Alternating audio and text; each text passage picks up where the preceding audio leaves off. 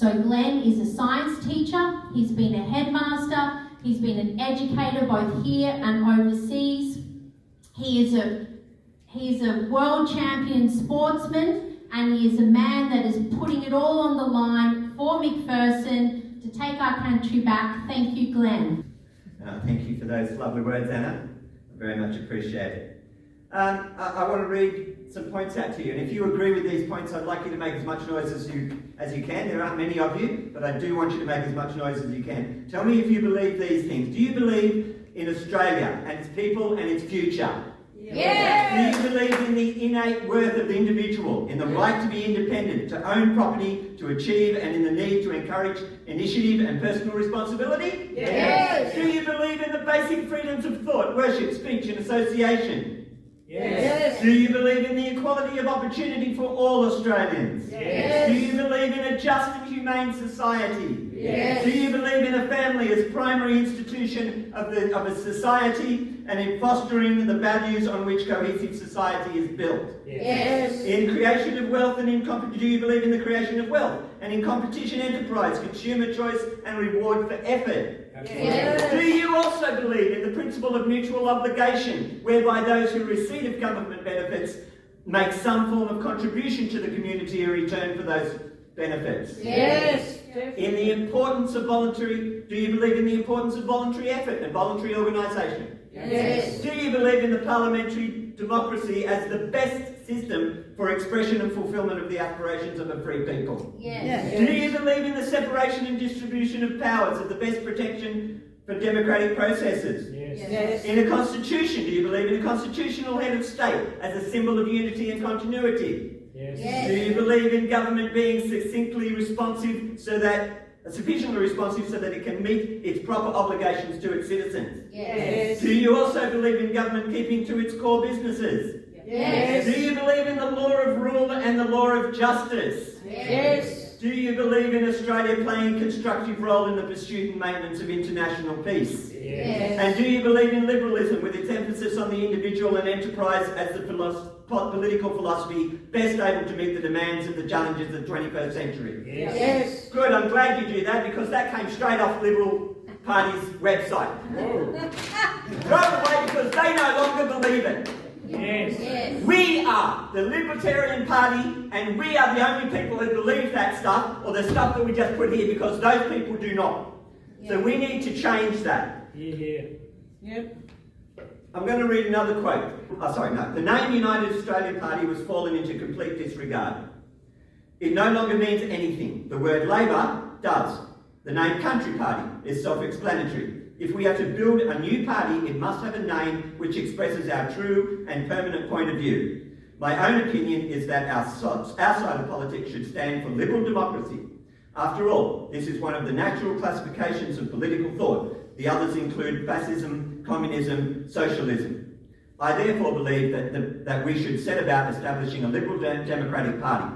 Robert Menzies, 1943. I don't know about you, but that sounds more like our party than that one I just threw out over there. So let's make a change. Let's throw out, just like Menzies threw out the UAP, which Clive brought back again for some strange and unknown reason except for himself. And I haven't half the time had trouble telling whether it's a UAP or JB Hi-Fi. I told my wife that the other day and she said, don't use the one about yellow pages because nobody knows what that is anymore. Good afternoon, my name is Glenn Pine and I, like you, are one of the true Liberals in this country. I was born during the Menzies Prime Ministership, which lasted until 1966. During this time, Australia's GDP growth grew at its highest rate. And it's only been matched by the 1990s and the inflation was well below the 20th century average.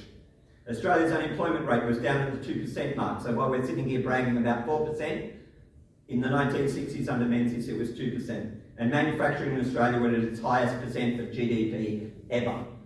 And it doesn't look like getting back to that again. I only ever knew Australia as a growing and thriving middle power economy. Our per capita GDP was ranked in the top 10 in the world, and so was our gross domestic product. We have since fallen to scraping into the top 20 by the 1980s.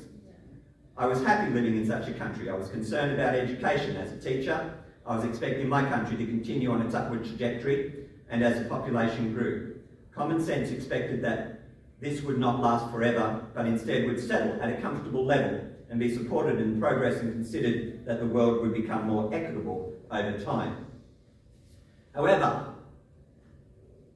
I wasn't particularly interested in politics in that time, up to the 1990s.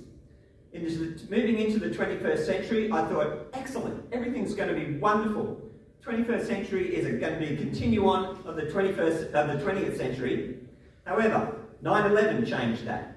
7/7 in England bombings changed that. Bali bombings that influenced us changed that. Global warming, now a climate crisis, changed that. 2008 financial crisis changed that. Charlie Hebdo incidences in France changed that. And then more recently, the stupid COVID pandemic of the last 2 years has changed that. I have watched, as have you, the fear used to change society at an immense rate. Governments telling us they will protect us. I can tell you that the more that they protect us, the more your freedoms are removed from you. Yes. They cannot do it without taking your freedoms away. You are big boys and girls, and you deserve to be able to be trusted with your own safety. You make decisions as to whether you want something to happen. If you want to wear a mask, you wear a mask for your own safety. If you want to wear a mask for the safety of others, you wear a mask for the safety of others. If you're afraid, don't go out. Bolted on top of this is social engineering trends of tremendously vocal and strong lobby groups telling us that Western civilization is a bad thing and anything else is good. And it's anything else. Right? It's not. It doesn't matter what it is. It could be Calathumpian theology from Middle Ages, whatever. It's better than Western civilization. I can tell you. Do you know why they can say that? Do you know why they can do that? Because Western civilization gave them the freedom of speech to sprout their stupidity in public.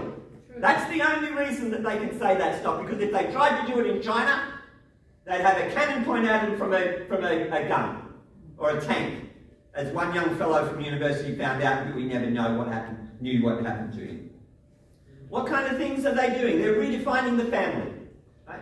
We just read a piece of paper in there that the Liberals said that the family was the main institution of society, and yet they've thrown that out. I don't hear them standing up and defending families. No. They redefined marriage. They redefined hate speech. They redefined what kindness is. They've redefined what gender is. They're crying out loud, I'm a biologist. Right? I only have to look under a microscope and see two X chromosomes to tell you that that's a girl. Yes. Right? And an X and Y chromosome to tell you it's a boy. It's not rocket science, or as rocket scientists say, it's not cake decorating, because cake decorating is hard. They redefine educational priorities. It's no longer about academics. It's not about learning to read, write, etc. It's about gender identity. It's about making sure you feel safe. It's about everything else but competing in an academic world. It's about sexualising children. It's about bringing in things into kindergarten, grade 1, grade 2, that no family in their right mind would ever introduce to their children at that age level under such circumstances.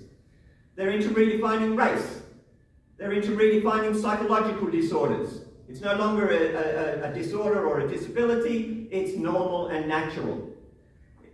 It's into blaming. It blames racism, it blames prejudice, it blames bigotry, and all other social problems on Western civilization, and for the most part, people of European origin. I'm tired of it. I'm tired of it, and I think you should be tired of it as well. I could go on and give you more examples, I could give you anecdotes on each of these, but I'm sure you are familiar with them yourselves. We are a minor party. I could stand up here and I can tell you our policies. I can list them off. We have them here. They exist. Right? And I listened the other night to three other freedom parties, tell them, sprouting off things that they're going to do, like promising, what was it, $20 million, Fiona, for 20 education? billion. 20 million for education, 40 billion. What was it? For hospitals. For hospitals. They're great promises. But that's exactly the same thing that the major parties are doing now. They've got these huge problems and they're firing little darts at them. Right? With promises. This is the way it works. I can tell you, political parties have two things in mind, and two things only. And you are not on them. Right? Then you know the two things that they have in mind? The first one is, how do I get elected? The next one is, how do I stay elected? And that's it. I've watched governments here and overseas cave to the pressures of global agendas. I've watched Australia become more and more tied to the United Nations and its offspring and slowly give our autonomy away to a non-elected, socialist-run global bully who sees its role as arbitrator of the world, controlling and telling the richer nations like Australia that they must forfeit their wealth for toil in order to combine the goals of equality of outcome, global alarmism, climate catastrophe, among a whole bunch of other things like that.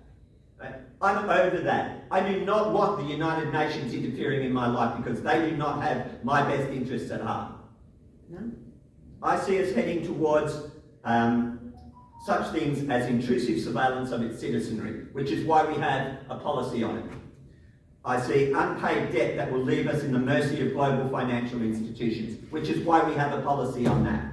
I see continued global pressure to conform to the net zero idiocy of huge costs for no benefits to greenhouse gas reduction, even if we believed that it really was true. That's what I see. That's why we have a policy on that as well. The removal of our freedoms as individuals to earn wealth and use it as we see fit through governmental interference and possibly the introduction of a central banking digital currency. Now, I'm no conspiracy theorist, right? But that looks to me like the only way they are going to take control of the number of countries, huge number of countries who've got themselves into so much debt because of the COVID pandemic. And the huge amounts of money that government has decided to hand out in dealing with basically what I see as a cold. I'm not a great believer in coincidences, and I'm also not a great believer in conspiracies either.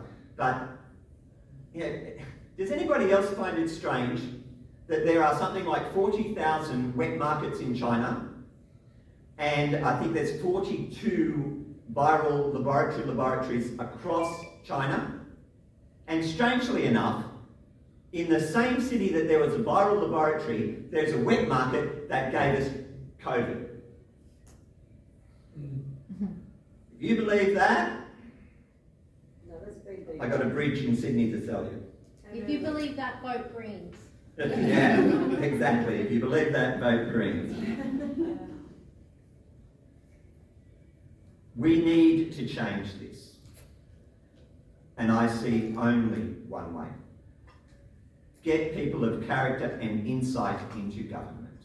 Some people, the people who can see through the BS and call it for what it is. And there are good people in all those parties. Those of you who've been reading my posts will show you. I post up good stuff from other people in other parties.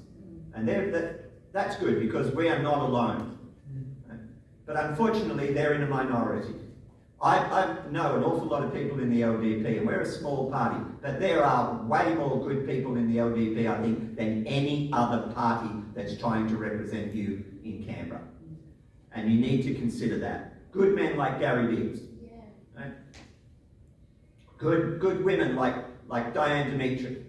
Good men like Toby Sutherland and Alex Forbes, just in the Gold Coast. And there are more. There are two forms of leverage. There's power and money, which the major parties have at the moment, and they leverage that to the greatest extent. They use their power, they use their influence, and they use their money to manipulate the populations of this country and have them believe something that isn't true because they don't believe it, because they write it down and we've got to throw it away because they won't stick to it. The next leverage is people. We have to exercise our leverage, and that is get people involved. There is no other way. There is no other way than to get people involved. We do not have a lot of money. Do we, Lloyd? We don't have much money. We've got a lot less than we started with now, haven't we, Lloyd? Right? Lloyd's the treasurer. We must motivate people. I must motivate you. I can do this. I cannot do this on my own. We must unite for a common cause. We need you to do the following. Get the word out among family and friends. Vote for me and those like me who value your freedoms. Drop pamphlets in the letterboxes, hammer up signs You can deliver them. Volunteer on polling day. This is huge. Sign up a team tomorrow. Find people and friends if you want to sign up for polling booths, please do that. It's simple stuff. It really is. This is how you get involved. Right? I won't tell my wife this, but she might hear it anyway, that we've spent $15,000 on this. We've spent $15,000 of our own money because we believe in what we're doing. I know of many other people who have spent similar sums or more because they believe in what they're doing. Do you believe in what you're doing? People watching this on my Facebook feed, do you believe in what you are doing? If you do, commit. It won't cost you anything but time. Can you do that? Can you commit to changing the face of Australia? Because if you don't do it soon, we will no longer have the opportunity to do it. Yep. And that will be a sad case of affairs. My name's Glenn Pine and I'm the McPherson candidate for the Liberal Democratic Party. Thank you for coming and thank you for your support.